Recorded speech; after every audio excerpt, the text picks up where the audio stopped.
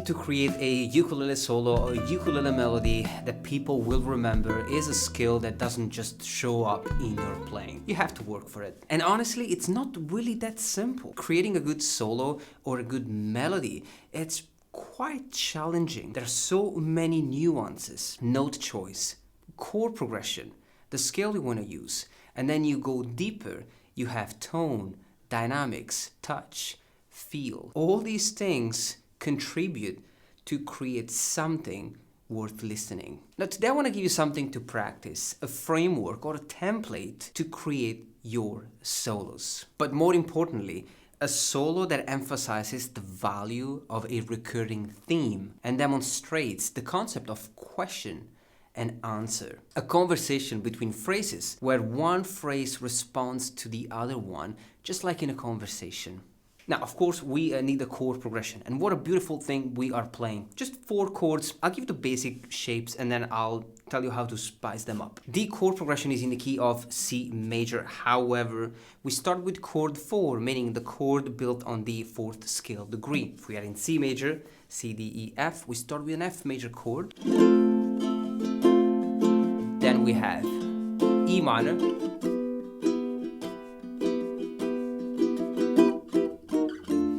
D minor, and C major 7. Now you can spice up the first one, the F major 7 chord. I really love this one. It's a beautiful sounding chord, 10, 9, 8, 7, F major 7. Now E minor, just a bar chord on fret 7 and 4th string fret number 9.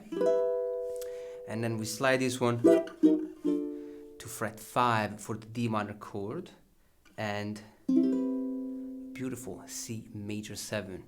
Same chord shape as the F major 7. So it's 5, 4, 3, and 2. How beautiful.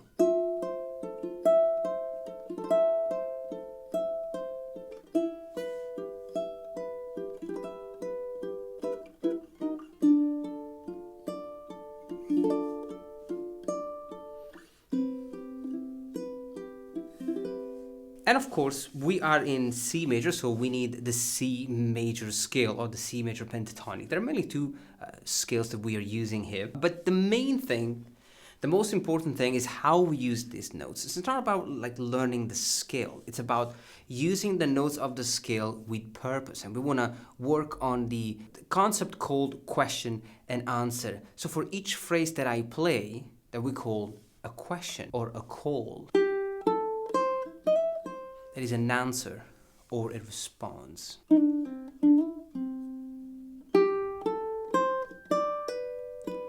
Question and answer. Question and answer. Now let's listen to the first example.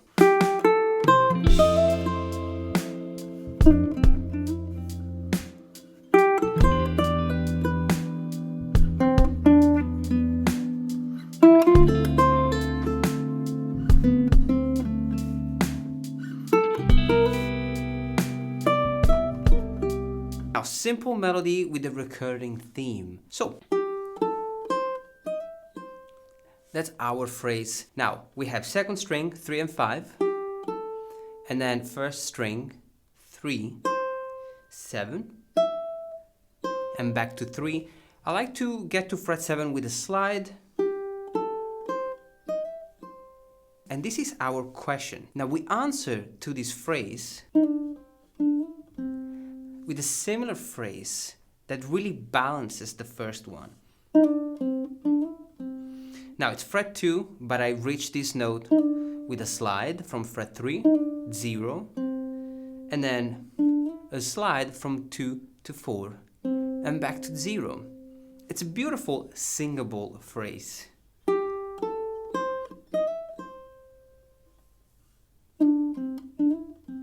Now let's play over the 2nd chord.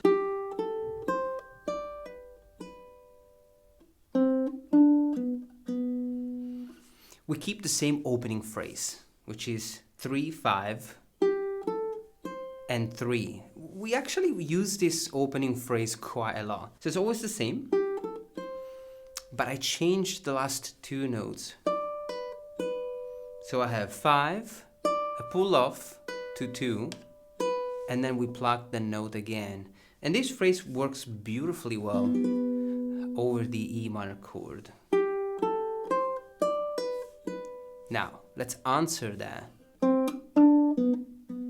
It's just all awesome, right? So 0, 2 on the 3rd string, and then fret number 4 on the 4th string. Now, the 3rd chord, D minor chord, you see how we keep the same shape? All the questions follow the same shape, the same rhythmic structure, and the same contour. So it's 0 on the 2nd, fret number 1, 0 on the 1st, and then 3, 0. You can do a pull off, and then 0 again. Now, let's answer to this question. We keep it quite similar. So 4th string, fret number 4, 5, and then 2 and 2. Now, on the last chord, the C major 7, we kind of let go of this question and answer thing just because we want to make the phrase conclusive. So we need a closing phrase. And so I play something like this.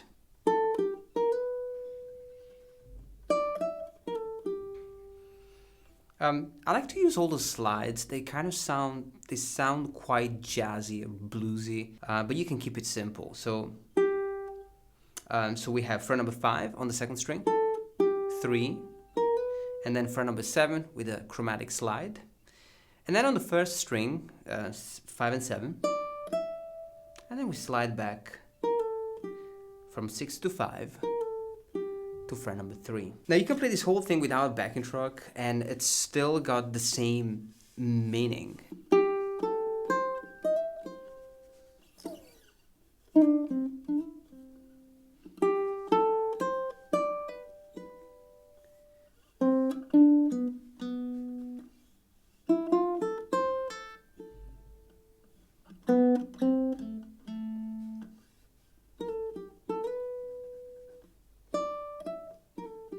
Now let's listen to the second section.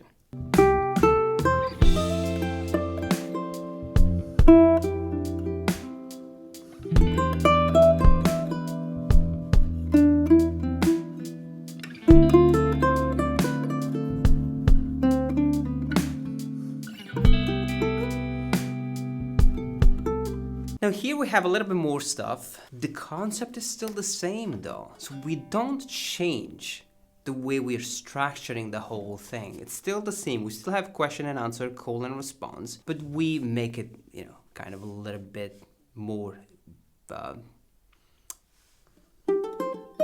interesting and challenging and colorful as well. Now the opening phrase is always the same. And be careful with this section because it was driving me crazy when I was learning the thing.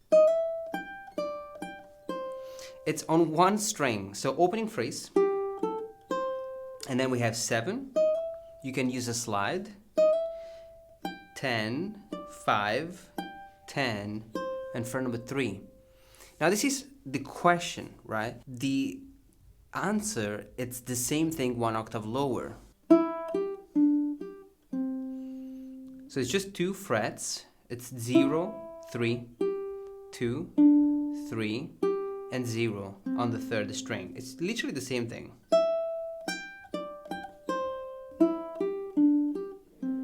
Now let's keep the same structure, second chord. So opening phrase, and then 5, 7, 3, 7, and 2. Same thing, 1 octave lower. So it's on the same string, 2, 4, 0, 4, and 4 on the 1st string. Now, 3rd phrase.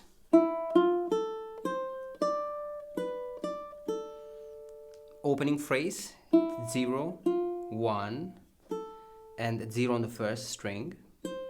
And then we have 3, 5, 2, 5, and 0. Now, same thing, one octave lower.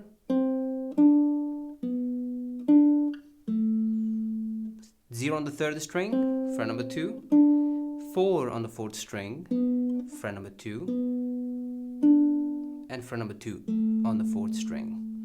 Now, same closing phrase. Now, of course, there is way more stuff going on. It's still quite enjoyable to play, but be careful with all these jumps because they will drive you crazy.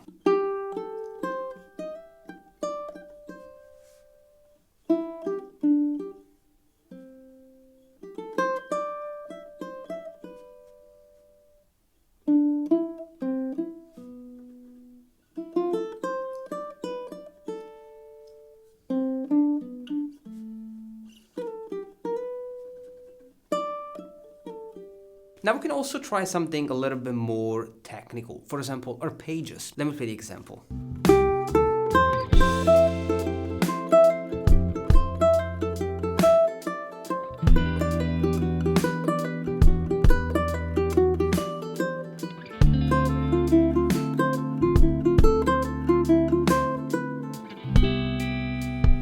And even here we still have the same concept, question and answer. You have the question.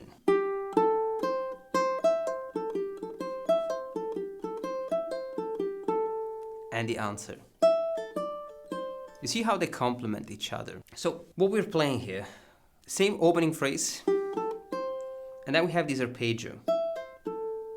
It's an A minor arpeggio. But we start with after the opening phrase, we have fret number 3, 7, pull off, and then second string, fret number 5, 3, and 5. So.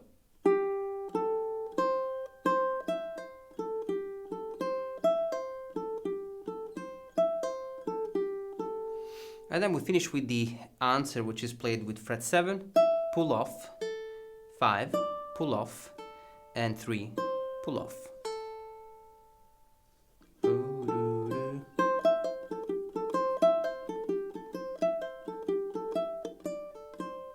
Now let's keep the same structure for all the other chords. In this case it's 2, 5, pull off, and then 3 on the second string, 2, and 3. That's it.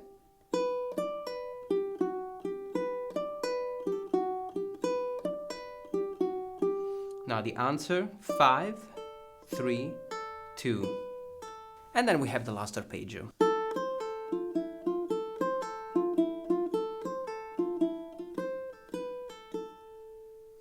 So in this case we have the opening phrase, always the same 3 notes, 0, 1, and 0.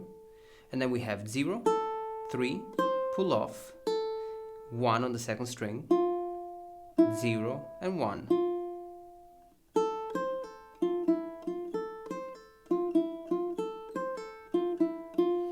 And then the answer. We change it slightly just to match with the strings. So it's 3, 0, 2, 0, and 0. I will finish with a C major chord.